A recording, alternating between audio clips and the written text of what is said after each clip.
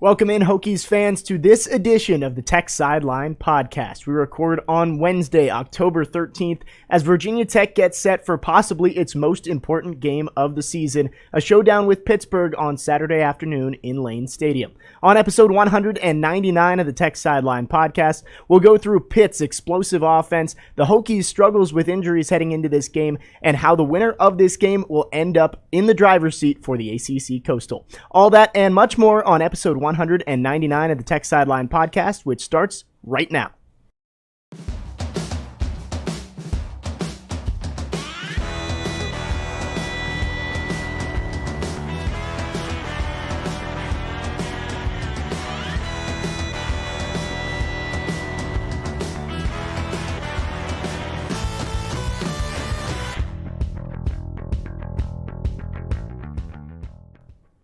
We welcome you into episode 199 of the Tech Sideline podcast, no matter where you're listening, live or archived. If you are listening on SoundCloud, Stitcher, Amazon Music, Apple Podcasts, or Google Podcasts, we welcome you in. If you are watching archived on YouTube, we ask you to like, comment, and subscribe. And if you are in the live YouTube video, please drop a comment or question below for Will or Chris, and we will get to those with Katie at the end of the show. As always, the Tech Sideline podcast is brought to you by the Southeast Regional Training Center. You can help bring Olympic hopeful wrestlers to Blacksburg as training partners and athletes, and one of the best and fastest growing wrestling programs in the entire country. For more information, go to southeastrtc.com and you can donate there today.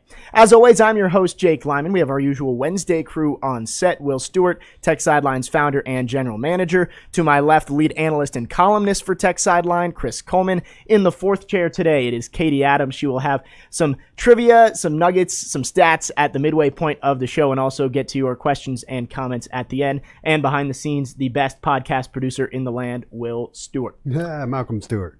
Malcolm Stewart. His son. There we go. He's got 2 drops today. I was almost perfect all the way through that until the very end. You do an excellent job. You do an excellent job. Well, it's going to be a fun podcast today. A huge game coming up, 3:30 kickoff in Lane Stadium on Saturday. Virginia Tech and Pitt. Winner is the outright leader in the ACC Coastal about halfway through the season. So going to be a fun one. But before we get into football, I want to congratulate Chris, his Atlanta Braves, moving on to the NLCS last night. I watched the game and they actually won. Yeah, because they won because I tuned in at the beginning of the 8th inning, right? I see. And then Freddie Freeman did his thing. And, Yep. and who was the pitcher in the 9th inning with that nasty slider? That slider was crazy. Oh, yeah, Will Smith. He's a closer. Yeah. Will Smith? Yeah, Will Smith. Not only is he a rapper and an accomplished athlete, but now he's like closing out the National League Division Series. Yep. So, I couldn't get into baseball last year because there were no fans. Yep. So I didn't watch the playoffs at all last year. And they actually won a series last year for the first time since 2001, a playoff series. So this is their first real playoff series since I was a freshman in college that they won. Wow. Yep. So the Braves hadn't won a series? No, they're in the playoffs almost every year, but they hadn't won any of the series or wild card games. They lost a wild card, one of those one-game wild card games one time, partly thanks to that crazy infield fly. Oh, yeah. Oh, God, I'll never forget. Anyway. So I didn't see. Did the Dodgers beat the Giants last night? The Dodgers did beat the Giants. So they've got Game 5 coming up. Yeah, so I'm actually slightly toying with, flying down to Atlanta for, one night. Flying down in the afternoon or morning and then flying back immediately after just to go to a playoff baseball game because I've never been able to go to one before. And now we have David Cunningham. That's true. You got somebody to cover up when you're gone. Yep. I believe so. If the Giants win, it would start in San Francisco. If not, it would start in Atlanta. That's right. So definitely good playoff baseball, and then the ALCS is going to be Astros and Red Sox in the ALCS. So a lot going on in the sports world, but we're here to talk about Virginia Tech football. I want to start with just the importance of this game. You look at the ACC Coastal right now; it's pretty much a 2-horse race. You've got Georgia Tech, Duke, and Virginia all have 2 losses already in the conference this season. North Carolina has 3 losses already, 2 and 3. They've already played 5 of their 8 conference games. And then Miami 0-1, but they play at UNC this week without De'Aaron King for the rest of the season. So it feels like it's Pitt or Virginia Tech, and the winner of this game not only takes the lead, but also gets the head-to-head tiebreaker. So, by the way, UNC and Miami are on the ACC network. And who saw that coming at the beginning of the year? That looked like a primetime Saturday matchup. I wonder. They were both ranked at the beginning of the year. I wonder if Jim Phillips is like looking at the current football situation in the ACC for this year, and he's like, "What in the world did I get myself into? Like, I'm trying to sell the ACC network to Comcast, and now like what do we have? Like one ranked team." Two? Yes, Way and too. so let's segue into that. NC State, I don't remember who they're playing, but NC State is ranked. They're also on the ACC network this weekend. Right. So that's where the ACC is right now. Even their ranked teams are winding up on the network that, I don't want to say nobody gets it. Jim Phillips said this morning on Packer and Durham that it goes out to 70 million homes or something like that. But they don't include Comcast homes. That not everybody gets. And I'm telling you, they're staring down the barrel of having their ACC title game be Wake Forest versus Pitt in Charlotte. Pitt, yeah. And look, these championship games, when they first started, like back in 2000, whatever. 2005 was the first championship game. Yeah. So they used to be worth a lot of money, like relative to the TV contract, relative to the revenue schools brought in on a yearly basis. Yeah. Now they're a drop in the bucket. Yeah. All they're about these days is branding. Like, let's show our conference brand on national television to everybody. And the brand the ACC is running the risk of showing in early December is a half-empty stadium. It's a stadium that looks like a COVID stadium. Right, exactly. Yeah. And it's a game where, like, nationally, like, you're not going to watch this if you're in some other state and you don't care anything about the ACC. Now, you're flipping through the channels and it's Virginia Tech and Clemson or Virginia Tech and NC State and the stadium is full and it's loud. Right. You'll watch it, but you're not going to watch this. Well, and usually ACC championships, at least for the last 6-7 years, it's been, can somebody upset Clemson and keep them out of the college football playoff, or can Clemson lock up their spot in that top four? Clemson's not going to be there this year, it seems like. Almost guaranteed at this point. They're unranked, and the offenses look bad. A big game next week, Pitt and Clemson coming up. So Hokies fans may be rooting for the Tigers to finally get back on track there. But it's kind of the same thing. You look at the Virginia Tech versus Pitt matchup this week, and you look at the Clemson Pitt matchup next week, and you're like, okay, this will be the most significant challenge that the Pitt offense has faced so far, because they have not faced good defenses. But at the same time, like, you look at the Clemson offense and you look at the Virginia Tech offense and you're like, how in the world can either one of those teams find a way to outscore Kenny Pickett? I mean, Virginia Tech could and probably will hold Pitt to their season low in points. But, I mean, you could hold Pitt to 30 points and that's a good game, but Virginia Tech, they don't score 30 points. So what does that matter? And, you could make a similar argument with Clemson. And I looked through the schedule for the rest of these, for both teams the rest of the way. So basically the winner of this game has a 2-game buffer over the other one. Virginia Tech, if they're 2-0 and Pitt's 1-1, Pitt has to outplay them by 2 games to leapfrog them for the Coastal Championship. Pitt does play 4 out of their final 6 games at home, while Virginia Tech plays 4 out of their final 6 on the road. But Pitt's opponents seem to be a little bit tougher, at least talent-wise. Clemson and North Carolina still on the schedule for Pittsburgh. So there's still a lot up in the air, but do you think if Virginia Tech loses this game to Pitt on Saturday, do you think there's even an outside shot that they could still come back and pass them to win the Coastal? I don't think, no. It'd be a very, very small chance. When I look at things for Tech right now, they just seem to be like hanging on by a thread. You've got a one-armed quarterback, basically, who just when you think, oh, he's got a bye week and he's going to get healthy, now he seems even more injured than it was before. They needed to shorten the running back rotation to 2, and instead they expanded it to 4. And now it just seems like they're grasping at straws offensively. Their 3 backup receivers who were in the 2 deep have combined for 1 catch all year. They don't have James Mitchell, who was their best offensive weapon. Defensively they're solid, but not elite. So you like, if one more bad thing happens to them, it could really spiral. So I don't think I see Virginia Tech coming back from a 2-game deficit. I think Pitt could. Yes. I think Pitt has the firepower to do it, and when I look at Virginia Tech, can I sit there and say, do I see them losing fewer than 2 games from from the end of the Pitt game to the end of the season, and I can't. Well, I'm looking at the schedule for Pitt. Even if they did lose both those games to Clemson and UNC, if they beat Virginia Tech, the Hokies would have to win out the rest of the way to win the Coastal, which just seems very, very unlikely. Yeah, it just doesn't seem likely at all. So, yeah, this is the biggest game of the season on Saturday. From the standpoint of competing for the Coastal Division, competing for an ACC title. And I know people were more excited about the UNC game because they were ranked. It's a border rival, and it's the first game of the season.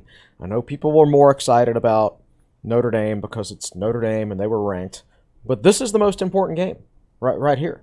And I still don't – people just don't get excited about Pitt, no matter the importance of the game. They're not going to be excited about Pitt. So I'll be interested to see the crowd because, like, some people are frustrated after last week. Some people need to kind of recharge their emotional batteries, I guess, because that was a pretty deflating loss. Right.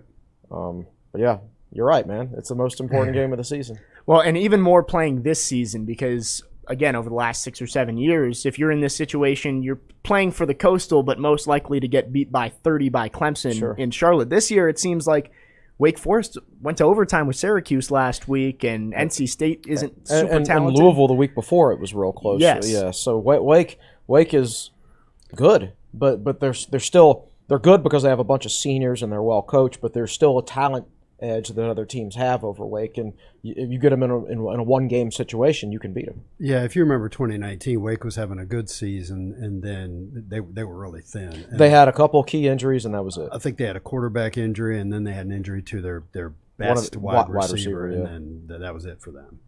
So it's going to be interesting the rest of the way in both divisions of the ACC. It looks like Clemson's out of it, but if they can figure out the offensive stuff, still a chance for them to come back and catch NC State and Wake Forest. Let's dive into the Panthers, and I want to start where kind of all the eyes go when you look at Pittsburgh. That's the offense and Kenny Pickett. Pittsburgh this season, including their win where they scored 77 points against New Hampshire, 52.4 points per game. Mm-hmm. That is the best in the country by almost 4 points for Pittsburgh. They've just been pretty much unstoppable on the offensive side. Even if you throw out the New Hampshire game and you only look at games against FBS teams, I think they're still 6th in the country in total offense and 5th in the country in scoring. Yeah. I mean, they're just scoring at will against everybody they've played. They haven't played a great defense. Like Tennessee's defense is pretty much middle of the pack. And they scored, what'd they hang, 41 on Tennessee? Yep. Right. So Tech's defense appears to be, a bit better than Tennessee's. So that's why I'm saying I don't think they're going to score 41 on Virginia Tech, but they're not going to have to score 41 on Virginia Tech, are they? Probably not. Probably not. I'm worried about Tech's defense trending down though, because we've talked about the decline in sacks and tackles for loss, and they're not going to have Dax for the first half either. Yeah, and that's not good. Sounds like Keshawn Artis is going to get the first start of his career. Yeah, they moved Artis to backer, right? But he's played Mike his whole career. So they're before moving him back to Mike. So he is one of those crossover guys. Yeah. I think you've got Kenny Pickett. He might be the only NFL player on this entire offense. But if you just look at the experience level, now here are their starters. Redshirt senior, redshirt senior, redshirt senior, redshirt senior, redshirt junior, redshirt senior, redshirt senior, redshirt senior, sophomore, senior. And some of those redshirt seniors listed here are super seniors. So they're like 6th-year guys. I figured, totaled up the number of snaps from my game preview that their starting offensive players have, and it's something like 14,000, 16,000, something like that. I mean, I think this is the ideal way to build the Pitt program. And we'll talk about the defense later, but so like 8 of the 11 Pitt starters have redshirted, and like every single starter on the Pitt defense is redshirted. This is like my dream team right here, man. We need the red lights coming in. We really do. Well, looking at you mentioned the 2 sophomores on the Pitt offense. One of them is their starting running back, Israel Abanaconda. I'm going to make a guess at that one. Well, your guess is as good as mine. And the other one is their starting slot wide receiver, Jordan Addison, who has over 500 yards and 9 touchdowns. Besides Pickett, he's their best player. Yes. Right. So he might be the only other NFL player out of this group. He's averaging something like 18 or 19 yards per catch. He's got 9 touchdowns I'm already. pretty sure the Virginia Tech record for a season is 9 touchdown catches. We can. Katie, can you look that up? You know how to find the record book on Hokiesports.com? Go to Hokie Sports Football, and then go over to the More selection on the menu and find the record book, and it's pretty easy to see from there. And just click receiving and let us know what the Virginia Tech record for touchdown catches in a season is.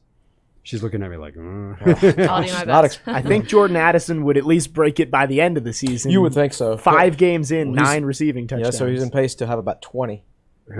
yeah. I mean, and that's before you even talk about the possible ACC title game and a bowl game. So that's a lot. And he's a true sophomore.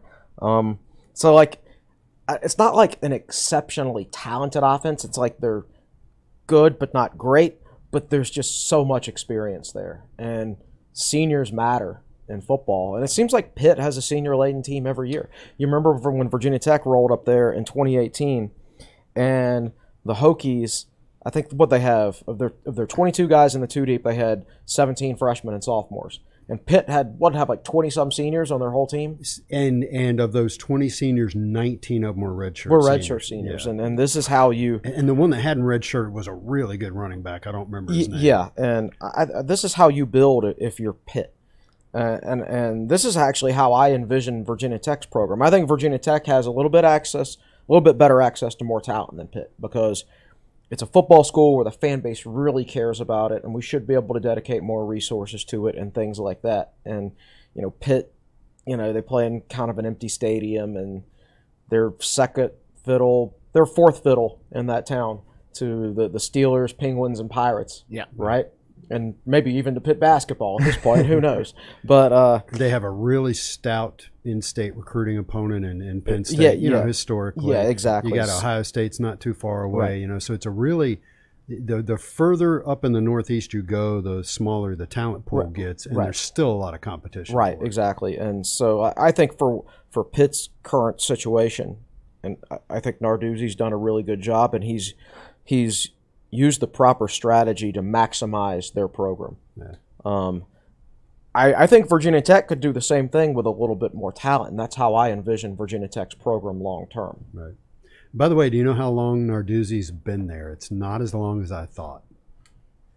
7 or 8 years. Yeah, I would say 7. 2015. Oh, really? It felt to me like he'd been there since like 2012 or 2013, but it's 2015. Yeah. Any luck?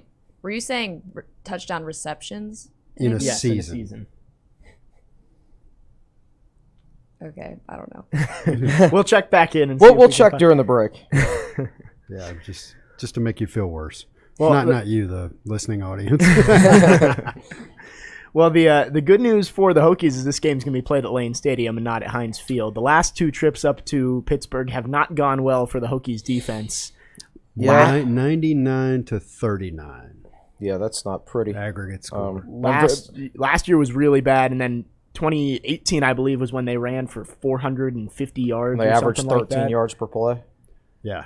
Which was like the most in the history of college football over the last 20 or 25 years or something. I remember like that. doing the analysis between FBS teams playing each other, the yardage that Pittsburgh averaged per play, and it was thousands of games. Was like in the top 3 or something like that. It went back to like the 90s or something. That's like that. how astounding that total. Do you remember how bad Tech got beat that day? Do you remember you told Narduzzi all those stats down in Charlotte the next summer? And he just kind of looked at me. It's like he had no idea what you were talking about. Yeah, I don't think that's how he communicates. Right. But we did bump into each other on the way, like to or from the restroom, and I said, "Coach, so listen to this stat," and I gave it to him, and he just kind of looked at me, and I'm like, oh, so he doesn't really communicate this way. The numbers may be a bit too much for you. Yeah. But man, the Pitt offense, it's just Pickett could have gotten drafted last year, but he chose to come back, and he seems as if he's improved his stock quite a bit. And I don't know what an NFL scout will tell you the differences between Sam Howell and Kenny Pickett. I guess Howell's probably got a stronger arm. Like Pickett's arm is good, but it's not like elite like Sam Howell's. And I think that's probably the only main difference. He's very Aaron Rodgers like. He's not some of the stuff he does isn't necessarily what you would coach a quarterback to do. So the article we read showed a very specific example of Pickett sliding to the side and without setting his feet, firing about a 20-yard touchdown pass dead on the money. Yeah, and not a lot of quarterbacks can do that. No, he I don't think he has quite the arm strength to do that at the NFL level, but at the college level, it makes him the Aaron Rodgers of college football. Right. And I know any Tech fan who goes back to 2003 will cringe when they hear that comment. But you've seen Rodgers do that for years and years and years. Yeah. His feet and his arm are just insane. And that's what Tech's going to be facing. Kenny Pickett, sometimes he can sit back there for 6 or 7 seconds, and that's how long you have to defend their receivers. And I don't care how good your secondary is, it's hard to keep guys covered up that long.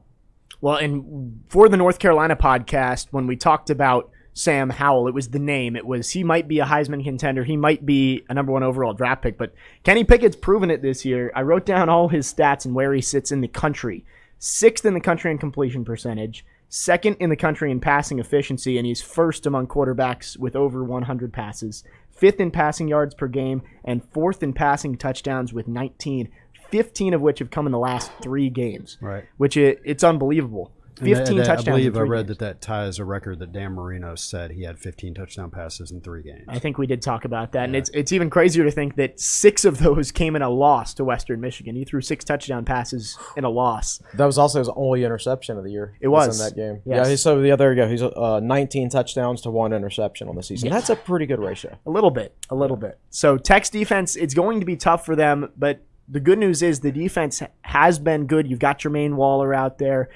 The pass rush, I think, is going to be the big issue, and it's a very experienced offensive line for Pittsburgh. Yeah, the strategy is going to be interesting because Tech did not get much penetration last week, and I don't think they can get penetration in a lot of it, at least, unless they blitz. But if you blitz, man, he's really good at making guys miss and then finding guys downfield, and you worry that strategy will burn you. Absolutely burn you. I think the big thing for Tech this week is stopping the run. Pitt does not have a very good running game at all. If you stop that, it's weird because they used to be really good at that. They've kind of gone back and forth at times. I remember in 2018 that was their bread and butter on offense was the running game, and then that just stopped right after that. Right, and I think it was good in 2016 too. Yeah. I think you got to stop the running game and put them in long yardage situations. If you put Kenny Pickett in 2nd and 4 where he can work play action, you're going to give up 40 points. Right. That's just the way it is. So you've got to keep them unbalanced. That's your main hope of winning this game. So that was probably the most disappointing thing about Virginia Tech's defensive performance against Notre Dame is that was a Notre Dame offense that was averaging 2.4 yards per carry for the year, and they found a way to run the football against Virginia Tech, even without the quarterback. Williams, their running back, hadn't done much this season. Kyron Williams had a good game. He had a good game. Yeah. So Tech's defense has to do better against the run, and they're going to have to do it without their starting middle linebacker for the first half of the game. Yeah. So, Kenny Pickett's, this is his 5th year playing for them. If you remember 2017, what was the score of that 2017 game? Was that? That was the one we stopped him on the goal line. Right. And I remember that being a really competitive game. And I think their starting quarterback got hurt, and Pickett came in. He was a freshman, and I remember watching. Sometimes you watch guys like when Virginia Tech went to WVU in 2005. They got WVU down early and beat them pretty handily, but WVU got rid of their starting quarterback. His name I cannot remember. Adam Bednarik. Bednarik. It's like Chuck Bednarik. You think I would remember the name Bednarik? Yeah. You young people are like, who's that? Somebody I read about a lot when I was a kid. And they brought in Slayton at running back, and Pat White at quarterback. Mm-hmm. And there was no way they were going to come back and win. But I remember watching, thinking those guys look pretty good. Yeah. And I remember thinking the same thing about Kenny Pickett.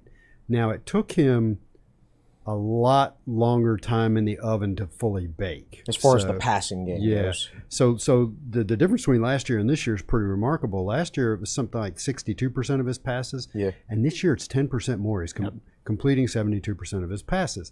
Now let's see that in a month or two from now, but it's still significantly higher. And as you mentioned, 19 touchdowns and just 1 interception. That article in The Athletic God, what was his name? Dane Brugler? Brugler. Yeah, I think, he basically went over film with Mark Whipple, the Pitt offensive coordinator and quarterbacks coach, and got him to comment on certain plays and Pickett's development and things like that. And Whipple's been there. I think this is his third year as their offensive coordinator. And he said, look, a lot of times it takes 2 or 3 years to get a quarterback where you, at his peak level as far as understanding of defenses and quickly to know where he can go with the football and everything like that. They said 3 years. In their third year, they'll start to, things will start to click. Retention and development. Yeah. If you're cycling quarterbacks through the program, it gets difficult to do this. And the other thing I thought was interesting about that article was how specific some of Whipple's comments were. Like, they were doing this over phone, probably a Zoom thing, and Brugler would show Whipple a play and ask him about it. And Whipple would say things like, I felt bad about that because I knew they were going to do that, and I told Kenny that, but we didn't rep it enough in practice that they were going to do that. And then they show a good play by Pickett, and he would say, yeah, we prepped him for that. So we said, this team is going to do this, this, and this, and you're going to do this, this, and this. Very, I'm really impressed with Whipple, at least how he presented himself in that interview. Yeah, he was the head coach at UMass, and if you go back far enough for Tech, you'll remember Tech recruiting this quarterback from Pennsylvania named Andrew Ford, maybe around 2014 or thereabouts. And Ford was like a great high school quarterback. Like, he didn't have a great arm, but he was a very cerebral guy. I want to say he was a left-handed quarterback too. That sort of a guy who you just really enjoyed watching on film because he just really knew what he's doing. And he didn't stick at Tech, and after a year or so, he transferred to UMass, and he went on under Whipple and had a really good career at UMass. And UMass football has not been the same since, to be honest with you. But one of the worst teams in the country right now. And but Whipple, to me, he's worked in the NFL. He's coached Ben Roethlisberger, Donovan McNabb. He just seems like a really, really good coach who just understands how to develop quarterbacks and just bring them along over the course of time.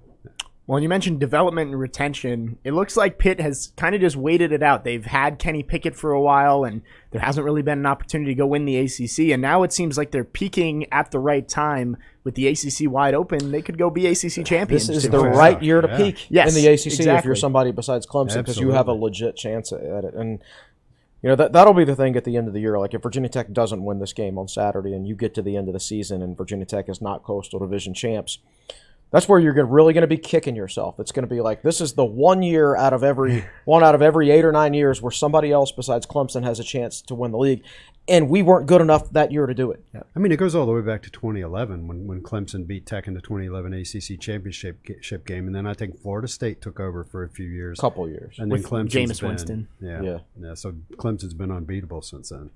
Yeah, I mean, Tech made it back to the ACC championship back in 2016, came close. That might be the closest anybody's come to beating Clemson. It's got to be the most respectable. North Carolina got pretty close one year. Did they? I think if you look it up, you'll see that North Carolina got pretty close. Oh, that was 2015 when they went 11-1, right? Yeah, and they had an onside kick at the end of the game. You're right. That if they'd covered it, they would have had a chance to beat Clemson. Yep. I know the last couple of years have not been all that close with Clemson, with Virginia and Pitt, and then last year they beat Pitt 42-10. I actually looked that up just the other day. Yeah, in 2017. Yeah, I think it was 2017. And then last year was Notre Dame, so a little bit different with Notre Dame being part of the ACC last year. But a good chance for Pitt to win an ACC championship this year, and maybe for Virginia Tech if they can beat the Panthers on Saturday. Before we move, we're going to take a break and then go to the defense. But before we move away from the offense, I want to look at the running game. A trio of running backs in the backfield for this Pitt team, all three of them right around 200 yards. It's kind of weird how evenly the yards are split between these three guys. Yeah, I think so. And unlike the Virginia Tech rotation, there's nobody clearly better than the other guys in the Pitt rotation, right? But yeah, I think it's interesting the way over the last few years they've developed into a team that, Pickett was their quarterback and he was fairly effective passing, but they'd run it for 200 or 300 yards a game, and Pickett was protected, and now it's the other way around. It's like they throw the ball all over the place because that's their strength, and they kind of struggle up front to block. And those three backs, Abanaconda is how I've been saying it. We did not get a check on the pronunciation there. Vincent Davis and Rodney Hammond.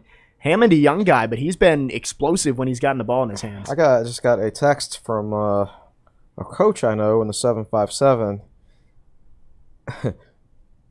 and he says, "You know that Rodney Hammond is from Bruce Smith's high school in Norfolk." Booker T. Yeah, and I knew that because I looked it up on. That's right. When I was doing they have 5 Virginians on their roster, and right. I remember seeing that. Yeah. Right. Yeah. No, I'm not suggesting he should be playing for Tech because that'd just be a 5th guy thrown into the running back rotation, right? Well, we are going to talk about the Hokies offense and their matchup with the Pitt defense, but moving away from Pittsburgh offense, the key is they are very, very good. So let's close a loop. Most touchdown reception in a season for Virginia Tech is 11 by Isaiah Ford in 2015. 2015. Previous to that, I think the record was held by Antonio Freeman for forever, from like 1993 on. And Freeman used to also hold the record, I think, for career touchdown receptions with 22, but that's now held by Ford with 24. And Freeman played in an era where there were only 11 regular season games and bowl games didn't count towards stats, and there were no conference championship games. But Tech slung the ball around in 1993. They had a really dynamic offense in 93, and it was basically a run and shoot offense, if you can believe it. Yeah. So 11 touchdowns for Isaiah Ford. That's the record. Hokies are hoping Jordan Addison doesn't pass that on Saturday. He is at 9 through 5 games. Before we head to our break, going to toss it over to Katie in our 4th chair and see what she's got for us today. No trivia today, but I have a lot of really cool tidbits. Always lots to talk about how old Terrell Smith is. ACC Network did that package about him this past weekend. But Pitt actually has 2 Terrell Smiths on their team. They have 2 seventh-year seniors, which I thought was wild. One of them's a wide receiver in Trey Tipton. The other one's a linebacker in Josh Patrician. Only one of them has been there for the whole full 7 years. Patrician was a transfer from Penn State. But, I mean, Terrell Smith just gets so much talk about him at Virginia Tech. That would be wild if we had 2 of those guys on our team. So Tipton is still there. I didn't know. And neither one of them's a starter. Yeah. So Tipton just used like to play a Tyrell lot Smith. for them, right? I think so. I recognize the name. Well, they play 6 linebackers over 100 snaps this year. Right. So they have a lot, and none of those linebackers is like younger than a junior. So it's I amazing their ability to like retain guys and get them all enough playing time to make them happy. I want to know what Narduzzi's secret sauce is. I'm really starting to like the guy. Because we're sitting here having this conversation, and I'm thinking I'm going to go get on the computer after this and look at the transfer portal database that's on 247 Sports and see, how active is their transfer portal out, because it doesn't sound like it's very active. So in addition to those 2 seventh-year guys, Pitt is a veteran team in a lot of ways. They have 13 super seniors, which I thought was wild. Wow. 13 guys using that COVID year. I want to say we only have 5 or 6. Don't know. Not sure off the top of my head, but that's probably right. That sounds right.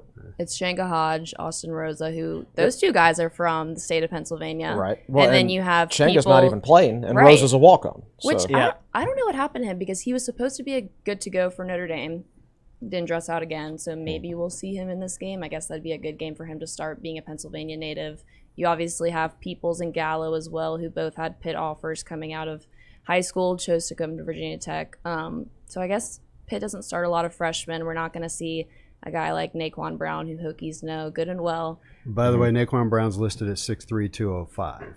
Okay. I'm actually a little bit surprised Pitt signed him. I mean, he's just so skinny for a defensive lineman. Yeah. I don't know what they did with him, if he's redshirted or what. Yeah, I don't think he's taken a snap all year. He is not, so he should be redshirting this year. You He has a nice profile on their site where they talk up what a big recruit he was. But I I don't think so. Anyway. And then I don't know if y'all saw that quote from Narduzzi today about the crowd noise in Lane Stadium. He said, and I quote, "You see some teams on TV where they struggle with the noise, the crowd, jump off sides on offense, all that stuff.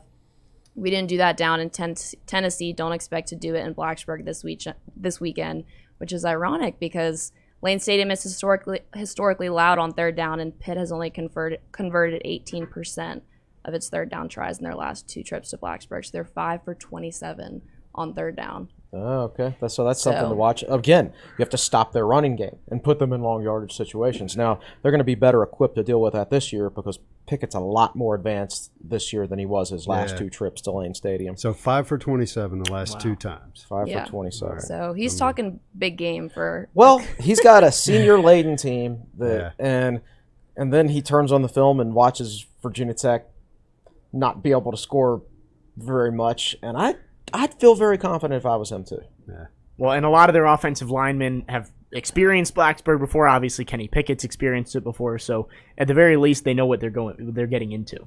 Yeah, we talk about Kenny Pickett. I mean, his stats, just his last 2 starts in Lane Stadium, are kind of brutal. No touchdowns, 1 interception, 6 sacks, only completing 51%. So this is a brand new Kenny Pickett, I would say. The emergence of him in Blacksburg this weekend is going to be a completely different story. The 2019 game couldn't have gone better for Virginia Tech. I mean, if you recall, Tech was able to jump out to a quick 14-0 lead. Tech scored a touchdown. They got a defensive fumble touchdown. return. Pollard. Right. So like 5 minutes into the game, I think it's 14-0. Yes. And at that point, you have to abandon the running game if you're Pitt. Well, and it was dumping down rain. And it was pouring buckets and freezing cold. So, yeah, I think that was a difficult one for I guess that was Tech's last shutout, 28-0. I think so. Yep. Was that Bud's final home game? It was his final home game. Yeah, that was a pretty good day, except for the rain. It was cold, man. Freezing.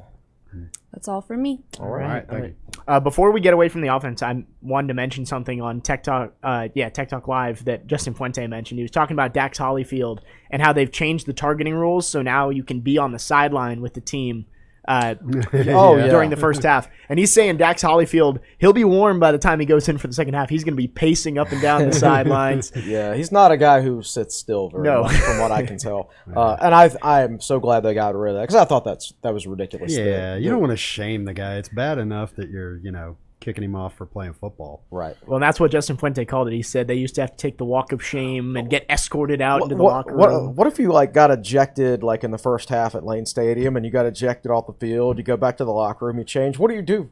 You just go to Tots and watch the second half of the game? and it's and I just. Man, I love Dax. I just don't know what he's going to do after his football career is over. That guy's a football player through and through. He loves it. He loves the competition. He lives for game day. I wonder what his major is.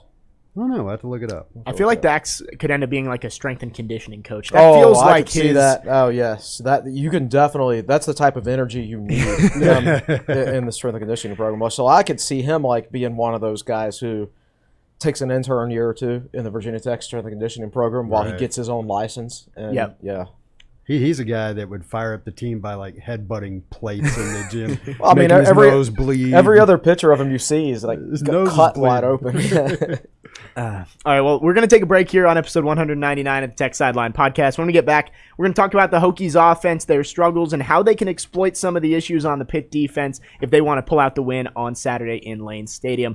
You're listening to episode 199 of the Tech Sideline podcast. We'll be right back.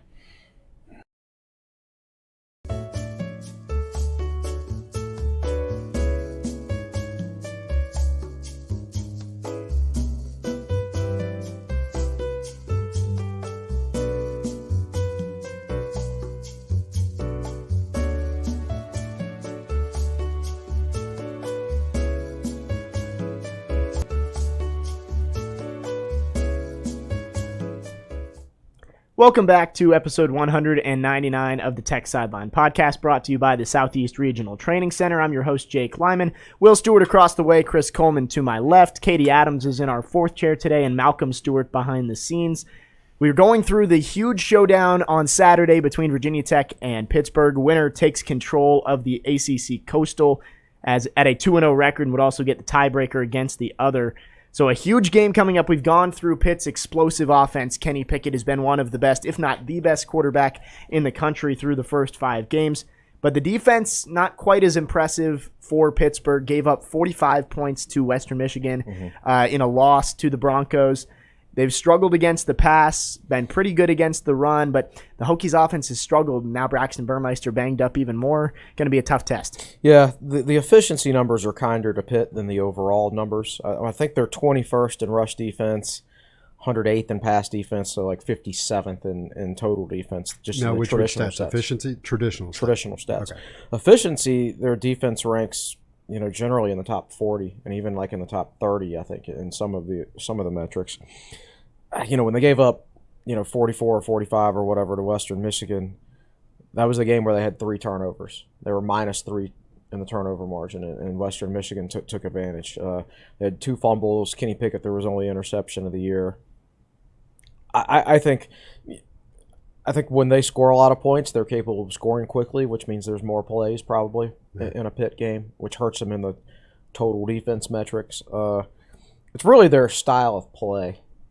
They're going to put that extra man in the box and sell out to stop the running game, and that is going to leave receivers in press coverage against cornerbacks, and it will be up to Virginia Tech's receivers to get a clean release off the line of scrimmage and run into space, and it'll be up to Braxton Burmeister to hit them in stride, and it'll be up to those receivers to win 50-50 balls in the air.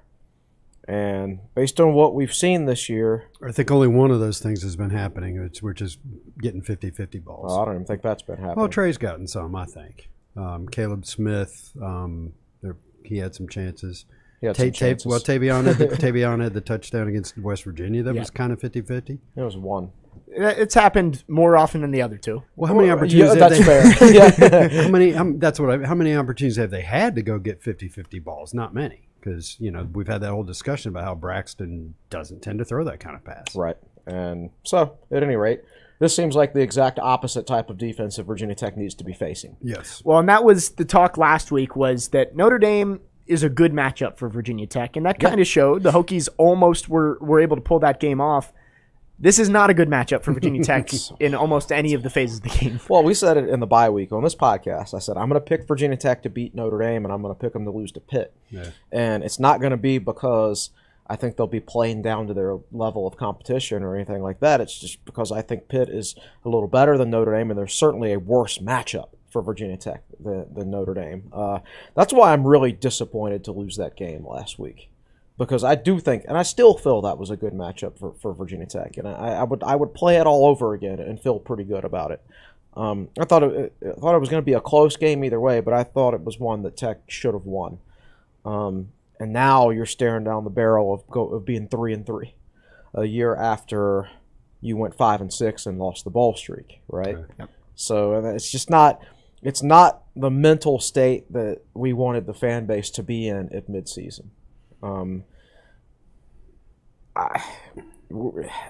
First of all, it's Pitt, right? Nobody ever gets excited about Pitt. And not only is it Pitt, but you're embarking on what I would call the Big East portion of your schedule, right? So you've got Pitt this week, you've got Syracuse next week, and then 2 games after that, I think it's Georgia Tech and then BC. So three out of the next 4 games against old Big East opponents. And then Miami. And Miami's an old Big East opponent. And then there's your out-of-conference game against UVA. Which we also played back then. So basically almost the entire second half of the schedule is like an old Big East outside schedule. of Duke and Georgia Tech. That's true. So here we are, like close to 500. Like if this game plays out how it looks on paper, then you'll be sitting here at 3-3. Very little chance to win the Coastal Division,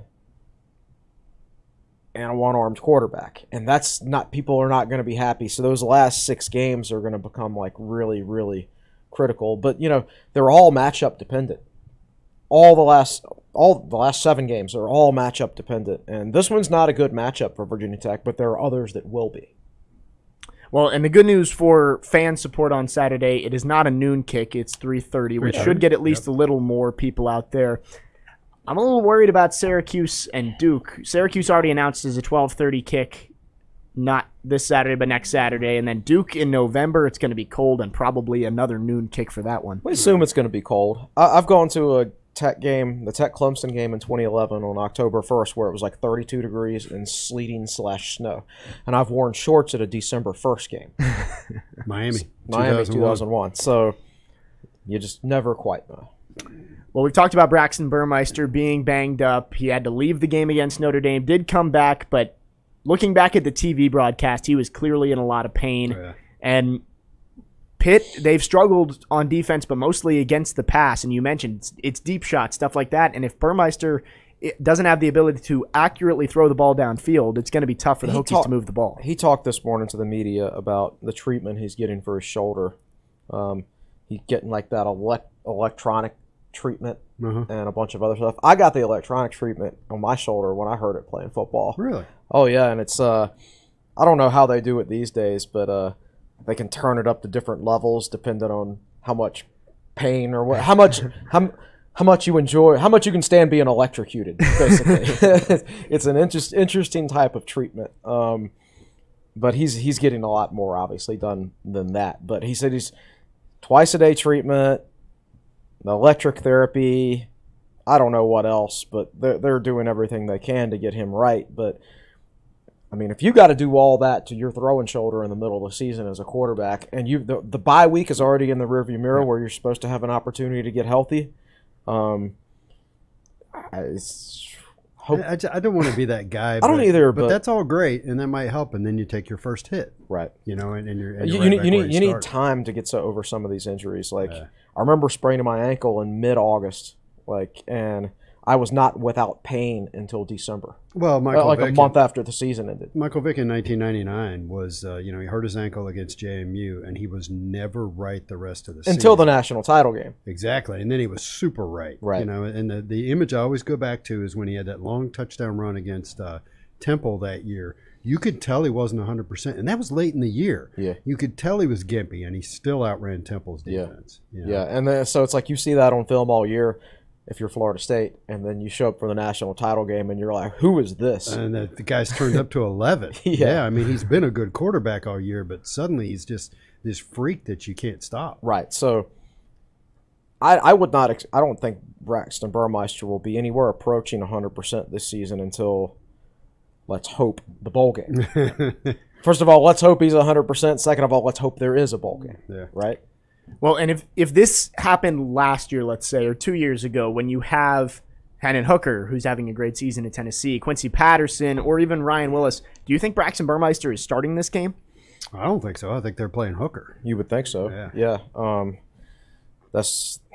Most definitely. If they had any competent backup that you feel like you could throw the ball downfield with. Yeah, no doubt. I mean, you could even get away with starting Quincy and you just run the heck out of the football and you try to shorten the game as much as possible and keep Kenny Pickett off the field.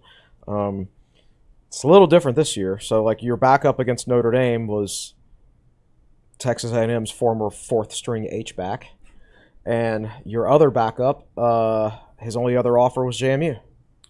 And clearly Fuente had no confidence putting him in. No, which makes you wonder why he ever decided to put him in the first place against Richmond. Again, they seem to see everybody's keeping a list. You know, we find a way to come back to that play on every podcast. Call that timeout for that Liberty field goal. It just seems like, I've defended them a lot of the things they've done over the years because if you actually look at the statistical evidence, it actually supports a lot of the things they do that the fans don't like, such as running draws on 3rd and long, the jet sweep, all those things that emotionally people don't like. But when you actually dig down and look at the numbers, it's the right decisions, right? I cannot find one shred of evidence, and I'll talk about this in my Inside the Numbers article tomorrow. I cannot find one shred of statistical evidence that jumping the running back rotation from 3 to 4 was a good decision, or bringing Knox Kadum in at all is a good decision, and going for it. So it just for 2 from the 8. Right, exactly. It just seems like they're bumping their head against the wall, and they can't find a solution because they expected to be good this year. Yeah. When Fuente says this is the best I've ever felt about the passing game, it means he expected to be good.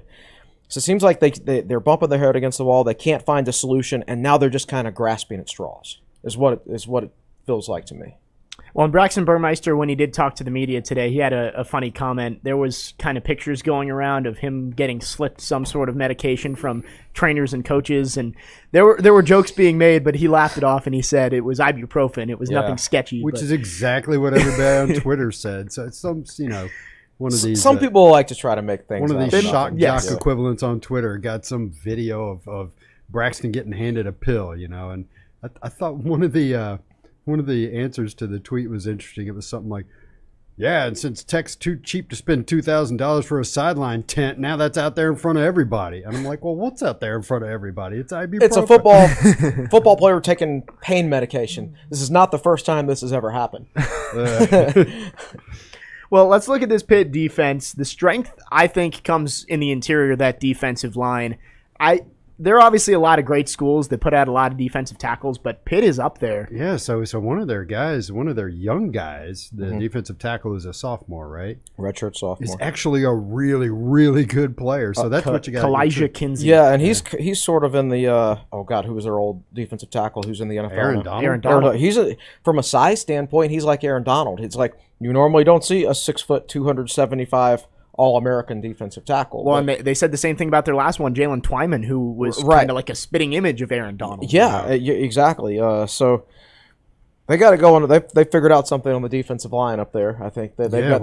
These guys I have not researched who their defensive line coach is, or if it's been the same guy this whole time. But they clearly know what they're doing as far as that goes. Here's what I like about their defense: redshirt junior, redshirt sophomore, redshirt senior, redshirt senior, redshirt senior, redshirt junior, redshirt senior, redshirt junior, redshirt sophomore, redshirt junior, redshirt senior. They have redshirt seniors like former starter Chase Pine backing up redshirt seniors at linebacker, man. I mean, they redshirted everybody and they retained them. And that's what you have to do. Like, when you're not going to be like the most talented team, you have to do things like that to make sure these guys develop to the best of their ability so you can maximize your talent level. And then hope you find a great quarterback along the way, because that's typically what makes a difference. That's what puts it over the top, and that's exactly what they've done. So I really like I like their program strategy at Pitt. I think they employ the proper methods to get the most out of what they can do. I could have guessed that you liked their strategy, considering how many times you said red shirt. I was going through that roster this week, looking at the depth chart. I'm like, I admire. He swooned. I did. I mean, I'm seriously. The more I read about Pat Narduzzi, the smarter I think he is. Wow. And he doesn't seem like one of those coaches who's like really like. And I don't mean this as an insult, but like.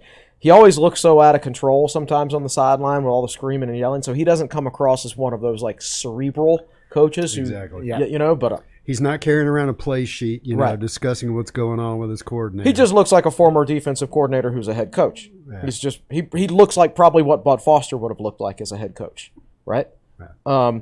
Or what Brent Venables would look like as a head coach. Exactly.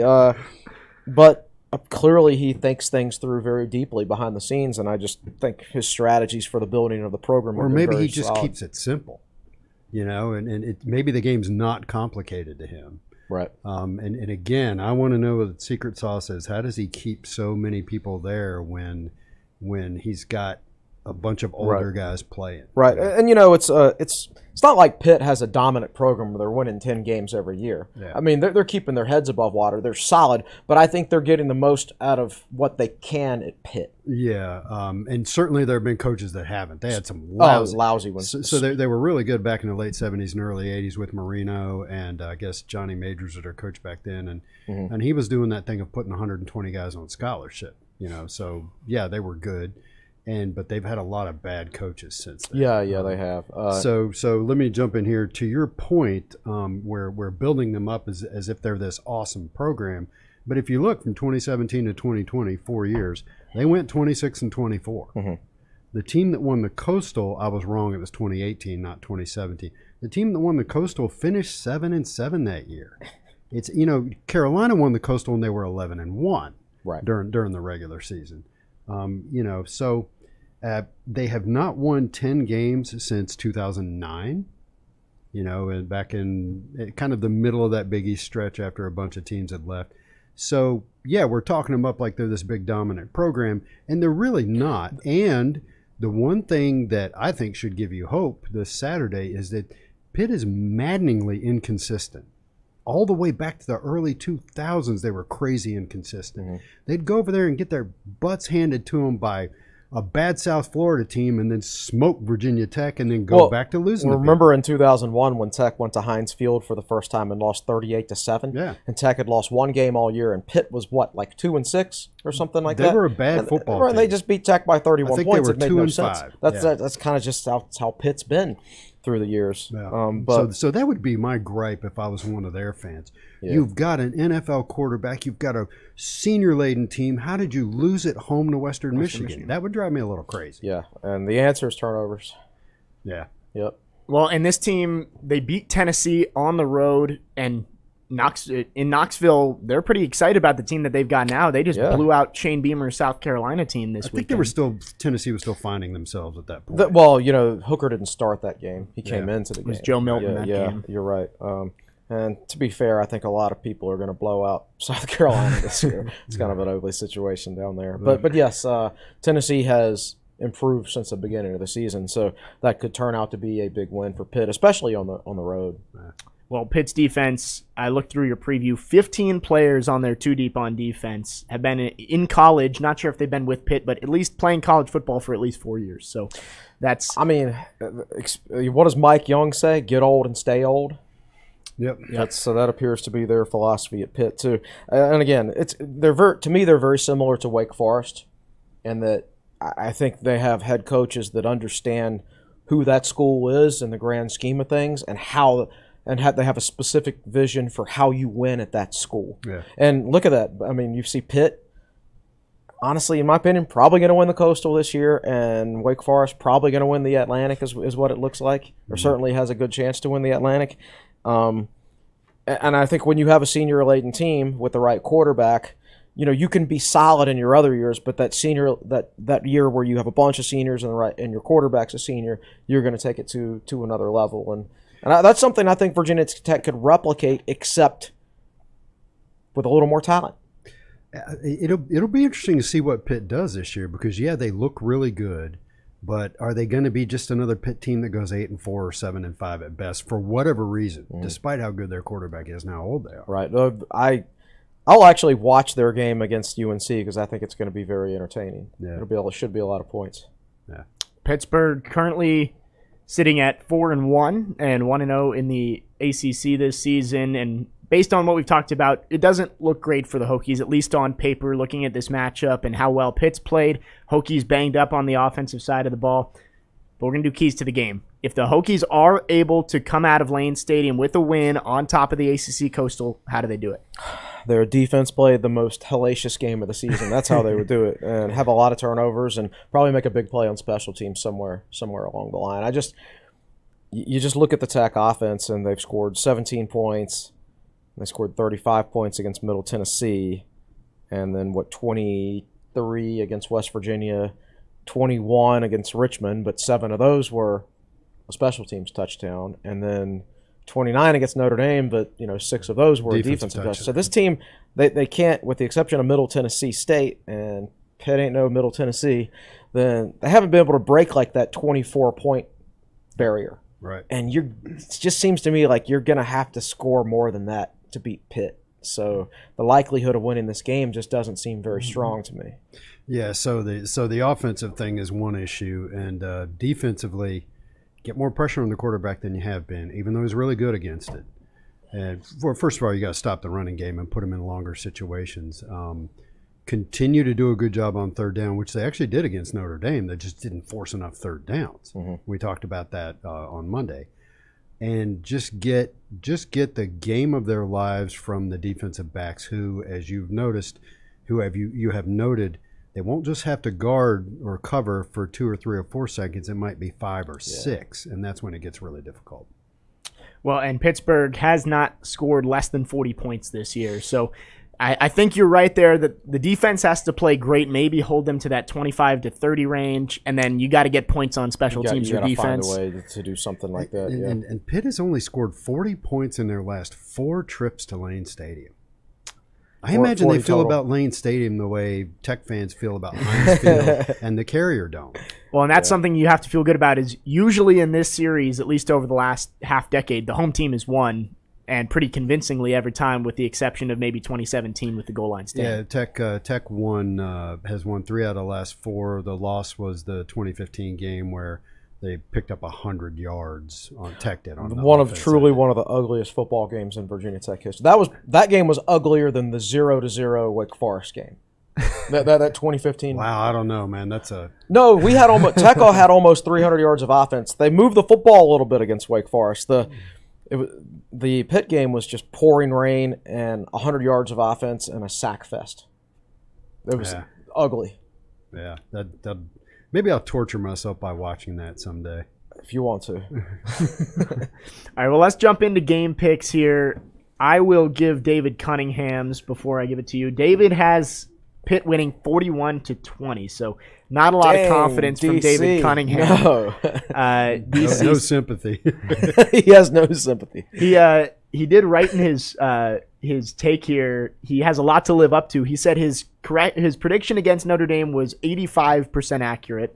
Because he said it would come down to a Notre Dame field goal, and it did. The 15% that was inaccurate was. What did he say? Oh, he said it'd be. He said, "Hey, he had a very low scoring. Even it was low 16-14 was the pick he made, but also inaccurate. He was worried about John Parker Romo. That was part of the reason he made the pick. Was he didn't think John Parker Romo could make a kick, and he went 3 for 3 with a 52-yard field. And why do our kickers against Notre Dame start making all these 50-plus yarders, and then we still barely lose the game?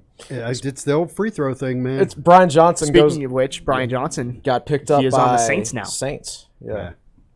So 2 starting kickers out of 32 in the NFL, Virginia Tech graduates in the last 5 years. It's really hard to get an NFL kicking job because if you're really good, you're going to keep that job for 20 years, so there's just never a lot of turnover. Yeah, Joey Sly has now kicked for 3 teams this year, I believe. Now he's with the 49ers with a stop at Houston. Man. Didn't Shane Graham play for something like 17 different teams? I don't know if it was 17. I'm not exaggerating. It might have been lot. 14. Maybe I'm exaggerating by a little. All right, so he picked 41-20. Who goes next, me or Chris? You go ahead, Will. I picked the same margin, 38-17, 21 points. I always, not always, but there are times where I've looked at the Tech offense and I've picked them to score in the teens. And, the team will score mid-high 20s, even when I think they're not going to. Like I picked 20 points last week, and they put 29 on the board, Right. Nonetheless, that's kind of where I am, kind of the same level as David. I'm the positive one in the group. I only have the Hokies losing by 11 this week, 31-20. And the fans, if you want to check out Chris's preview on TechSideline.com, it's posted now. And at the bottom, you can give your prediction on who's going to win the game on Saturday. So far, with about 500 votes, there's a runaway leader. And the confidence level in Virginia Tech has dropped dramatically over the last couple weeks. Pitt wins by 11+ is right around 65%. Two out of every 3 votes from the fans. And this is normally a fan base that, like, a lot of times when we pick Tech to lose a game, people get really mad. Like we picked Tech to get stomped in the Sun Bowl by UCLA, and people were really angry with us. Remember? I mean, they were mad. We're not true Hokies, blah, blah, blah, blah. And then, Tech went out and got stomped by UCLA in the Sun Bowl. But so the fact that our fans are actually picking Pitt to win this game by double digits really shows that they just don't have much confidence at all right now. Yeah, they've picked Tech to win every single game this year. Hokies by 1-10 over UNC, 11+ over Middle Tennessee, 1-10 over WVU, 11+ over Richmond, and 1-10 over Notre Dame. So the fans have been all 5 games they picked Tech to win. So they're not going to do it this time. I'm interested to know whether it's because they really do feel like Pitt is a bad matchup, which is how like we feel, or if they think, you know what, I'm just depressed over that loss, and I just think Tech is done. I think it's some of both. I think so, too. So the dirty truth is we put a ton of work into these previews, and a lot of people pull them up, scroll to the bottom, and vote without reading them. Yep. So there could be some people reading the preview, seeing that all of you picked 11+ and going with. There also could be people that are just done with it. Well, so you watch these things, you post the article, and it's a long article, and the votes start coming into the poll, and people within like 30 seconds. I'm like, you did not read my 3,000-word preview. Yeah, that's right. Well, actually, it just updated. Oh wait, excuse me. That's last week's poll. That is last week's. I do want to know who the 17 voters are who think the Hokies are going to win by 11+. Well, I admire your confidence. Well, I've talked about. I think I've talked about this in the podcast before, like putting up a poll one year. What's Virginia Tech's record going to be this year? And I watched a friend of mine scroll down and hit 12, and he really doesn't believe it. Yeah. Could just some be people wishful do that. thinking. Yeah. Hey, listen. Nobody likes being wrong, but like, I would enjoy being wrong this week. I certainly hope I'm wrong. Can I read my line? Here's my line. Beating the Panthers after a gut-wrenching loss to Notre Dame would be a perfectly Justin Fuente thing to do. Because you want to talk about teams being inconsistent. It's true. You lose at home to Liberty, and then the next week you've got a top 15 Miami team in town.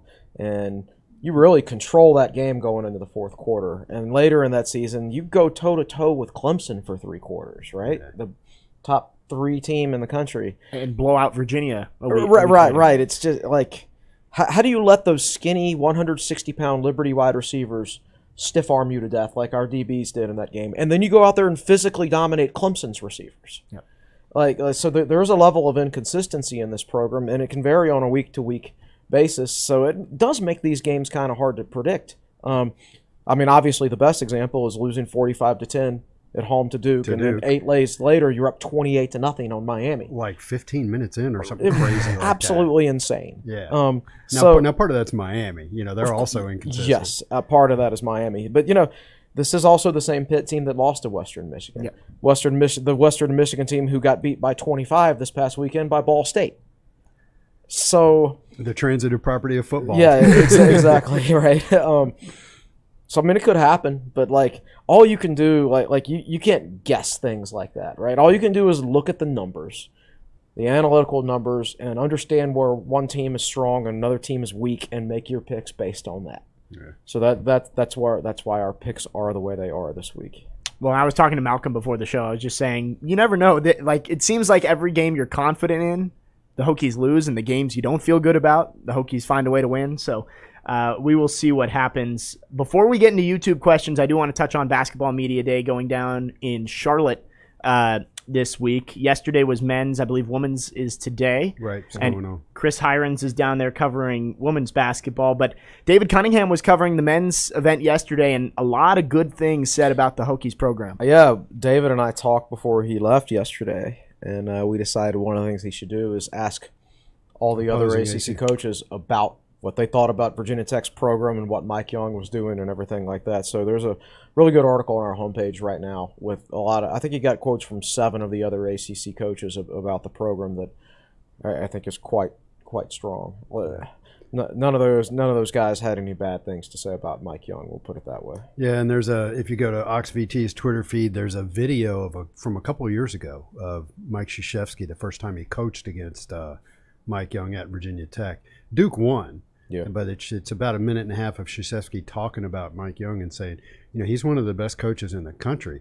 I had no idea he was from 20 minutes down the road. Krzyzewski didn't know where he was from. I remember when Buzz Williams was here, and it was after Wofford beat UNC when Mike Young was the coach at Wofford. Yeah. And I remember Buzz would talk sometimes. He'd go on these long. People say Buzz was bad with the media, but he said some really good stuff sometimes that were always interesting. And remember him telling us one time that he thought Mike Young was one of the best offensive coaches in the country. Yeah. And that was, way before anybody knew that Mike Young was going to replace Buzz Williams one day at Virginia Tech. So he's highly thought of by his colleagues for sure. Yeah, and so it's all the preseason optimism abounds. But it's interesting if you go and read the quotes from the Tech coaches and players. They are brimming with confidence. And as a fan, you always get worried that they're too confident, but there's a fine line. Some teams in the preseason will sense that they've got something good going on, and that will inspire them to really go after people, as opposed to walking. This isn't a program that I would think, some programs are historically good, so when they think they got a good team, they kind of, I'm talking about Miami football, they don't do their best because they think they're good. Mm-hmm. What I hope with this team is they know they're good. They don't think they're good. They know they're good, and they're going to go out and play to that capability. I hate to do this, but I'll use another Buzz Williams quote. He used to tell the media that he told the team, true confidence comes from your work, the work you put in. Yeah. So Miami players, because of what the emblem that's on their helmet, they have false confidence. It's called born on third base thinking you hit a triple. Exactly right. You think you're confident, but you're not really confident. Now, if you put in the work ethic if you have a top class work ethic and you go in there and you're confident because of that, that is real confidence. Yeah. And then you put forth the effort in the moment. Right. You prepped, now put forth the effort. A lot of good things said about the Hokies, including, I believe, Mike Bray had a good quote. A lot of good ones. Notre Dame's head coach, he said, I was glad we don't have to play them twice this year because they stomped us last year. Yeah. Mike Bray also had some good quotes about Mike Jones, too. He tried to hire Mike Jones because Mike Bray went to DeMatha. Yes. Also was an assistant there for a long time and sort of, in a way, took the Mike Jones path to coaching. And Mike Young didn't know Mike Jones, so he called Mike Bray and said, what do you know about this Mike Jones guy? And Mike Bray, there's a lot of Mikes in here. and Mike Bray says, you should definitely hire that Mike Jones guy. Anyway, I might have screwed that up horribly. No, you got it right. You got it right. Okay. I'm on David Cunningham's Twitter right now. He does have a really good thread of all of the coaches in the ACC and all of their comments on Virginia Tech. And it's all in an article on the homepage as well. Yeah. So make sure you go check that out. I'm trying to find the quote that I wanted to get to of David Cunningham and Tony Bennett. David Cunningham sitting at lunch at ACC Media Day by himself, and I believe Tony Bennett, for those who don't know, I'm sure everyone does know, UVA's head men's basketball coach, came up to him and said, this reminds me of middle school when I sat by myself at lunch, and then just walked away. So, oh, man, that's whereupon David threw his milk at him. Yeah. His chocolate milk. So this has all got me wondering, where's the media going to pick Virginia Tech? And so typically that stuff comes out like shortly after kickoff or tip-off event down in Charlotte. But I think it's going to be on the Packer and Durham show, because anytime they do that, it increases the pressure on Comcast to sign up. I'm being sarcastic. I'll make sure I wake up at 6 a.m. to watch that. Yeah, so I can't remember when it's coming out, but I don't think it's like today or tomorrow. I think it's like a few days from now. I don't know what the delay will be. Well, and John Rothstein a few weeks back, I think I mentioned it on the podcast a few weeks ago, he picked the Hokies as one of his 5 Final Four sleepers. So look, I mean, they're going – I'd be shocked if they didn't go to the tournament. And at that point, it just depends on how healthy you are and the matchups. There's a few guys you have to keep healthy. You got to keep Storm Murphy and Keve Aluma healthy. Yep. And it's sounding like you got to keep Justin Mutz healthy. Yeah. Well, you don't have 13 scholarship players this year, but you really need to keep everybody healthy, or at least all the starters. And we'll keep talking about basketball more and more as the season continues to move closer. Less than 4 weeks until tip-off in Castle Coliseum on November 9th. So a lot coming up here, but this still is a football podcast, so we're going to send it over to Katie Adams and check on the YouTube comments and questions. Not a ton of questions today. I want to start from Eric Fisher. He says, I feel like Hamilton does not call a lot of blitzes compared to Foster. Do you think that's an overall schematic ideology, or is he worried about keeping more guys back in coverage? I think it just seems to be his philosophy. It's also possible that maybe he just doesn't think Tech has great pass rushing linebackers right now. I don't know. Maybe that's his evaluation of the personnel. I don't think that's really Dax's forte. Like, Dax can charge at you, but you can put a move on him, and he doesn't change direction well. Yeah, and I remember Tisdale being like a really good blitzer when he was in high school, and I've been a little more surprised he hasn't been more effective at it at the college level. But it's probably more a philosophical thing. I bet like John Tenuta's like ripping his hair out because all he did is blitz. Tenuta was a blitz machine, man. Yeah. No, I think you have to pick your spots. A lot of it depends on the opponent. I think, honestly, I have no idea what I'd do with Kenny Pickett because I think he can torch you either way. Yeah. So pick your poison. Yep. I think Tech made a mistake sitting back against Notre Dame when Cone came back in the game because you have video evidence of him when he's under pressure making horrible decisions. And so I don't think they handled that well. But yeah, generally I do think it's philosophical more than anything. Yep. So that was the only question I was going to ask. So I wrote one in myself, okay. and then a question came in that was pretty similar to mine. So I just kind of want to talk about the legitimate probability if Braxton goes down with a hurt shoulder again. Knox Kadum comes in.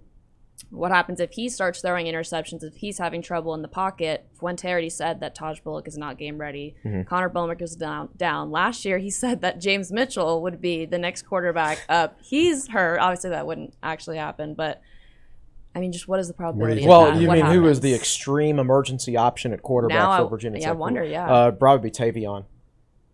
Tavion, I think, played high school quarterback. In fact, I know he did. Jaden Payute played a little bit of high school quarterback, but honestly, I don't think it matters. I think if you get down to a Knox Kadum situation and he melts down, I don't think they bring in Bullock. I think they just hand the football off. Yeah, and take your L's. That's just what you do. Because I don't want to harm Taj Bullock's future because everybody else isn't good enough, right? And people have to remember, as we've said repeatedly, it's not that we don't have confidence in Taj Bullock. He's just not learning the playbook. He's working with the scout team. He's getting more reps this week as an emergency guy. But that's just one but week. it's not enough. And he's a true freshman, for goodness sake. Dude, Michael Vick redshirted, okay? I mean, some dudes need to redshirt. It doesn't – it's not reflective on where they're going to be 3 years from now or 4 years from now or anything like that. Now, my worry is not about where Bullock is right now. It's based on every other quarterback Tech has had over the last 5 or so years is where's Bullock going to be 5 years from now? And by that, I mean not only how much has he developed, but is he going to be playing for somebody else? Those are my main worries. Like I think he's just fine for where he is right now. I have no issue at all. But it's overall development over the course of years at Virginia Tech. That's what I'm concerned about. I think they have a couple of good guys in the pipeline. This isn't relevant to the question, but Bullock, 6'4", 228. That's bigger than anybody they've had since Girard. Or Ryan Willis wasn't big. Hannah Hooker wasn't big. Burmeister's not big, and it just looks like you need a bigger guy. He's mini Quincy Patterson. Yeah. And so is Alex Orji, who will come in next year, who I think is an exceptionally talented player. Yeah. Now, I will say that if Bullock's going to be out a month, you got 4 games you can play and still redshirt. Bullock doesn't need like that big squat Friday that everybody else needs. He's already big enough. Yeah.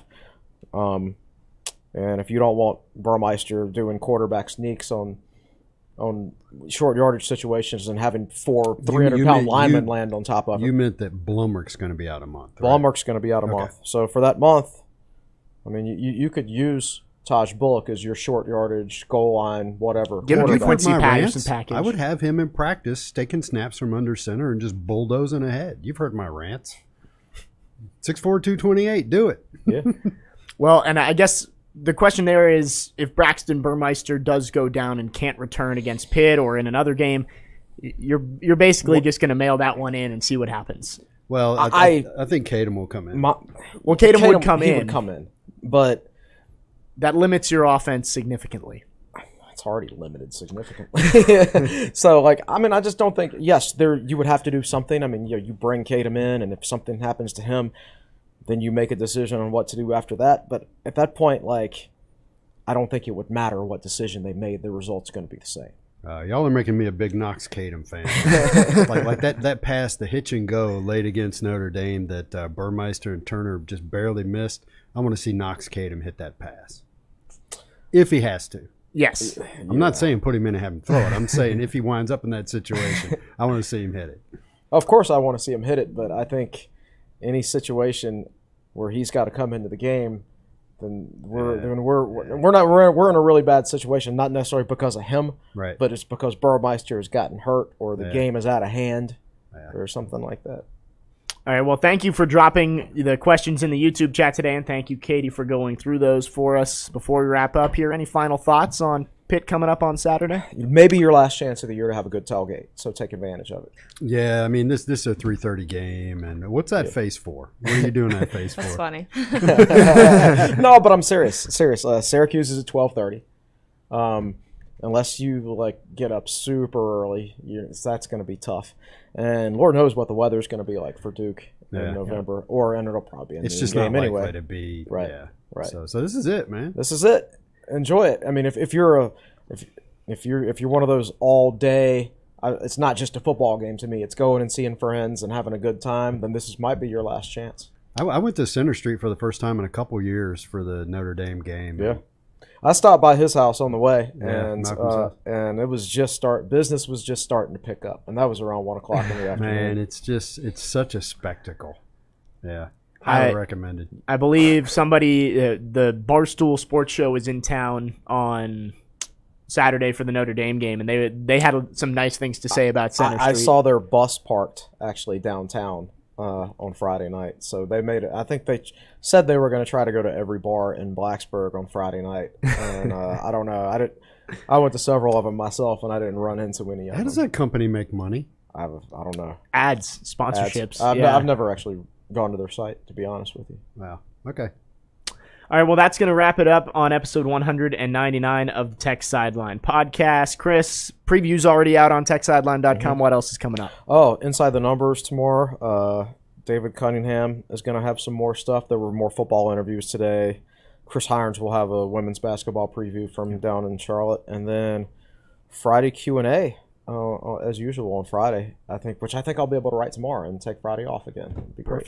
Perfect. And then a lot coming up after the game as well. David will have his game recap, Chris's Sunday article, and then Will have his Monday thoughts as well. I don't know, man. I got to prep. I think I'm going to host the podcast on Monday. Yes, I will be out of town on Monday. And so it's podcast number 200. So I know. Is it really? I'm disappointed that I'm not going to be here for number 200. Is really podcast 200 going to be reviewing the Pitt game? Well, you know what? We can take some time and talk about other stuff. Like we can give the history of the TSL podcast. We can spend a few minutes talking about that because it looks like we had this awesome master plan, and like most things, you just kind of stumble along and find your way. But so we can talk about that a little bit. And so it's on me. I'm going to be hosting it, so it's on me to make it a good show. I know. When I was looking through the calendar, like marking off, okay, 198, 199, I was like, 200. That's the one that I can't make. So, yeah. But I'm sure you guys will have a great show. I think you're going to try and get David on the show as well. So yeah, I think so. We've been doing the Monday podcast mostly in the morning. We did it in the afternoon the other day, and I think we're going to do Mondays in the afternoon as well. So I'll be in your chair, Chris will be there, and I think we're going to have David over here. Perfect. I will try and tune in while I'm out of town, but I hope you guys have a good show, and then I'll be back on Wednesday to get ready for Syracuse next Saturday in Lane Stadium. That's going to do it for episode 199 of the Tech Sideline podcast, previewing the Pitt game, a huge matchup on Saturday, 3:30 kickoff in Lane Stadium. Hokies can win and take control of the ACC Coastal with a 2-0 record in the ACC. We hope you enjoy the game, Hokies fans, and we'll see you on Monday.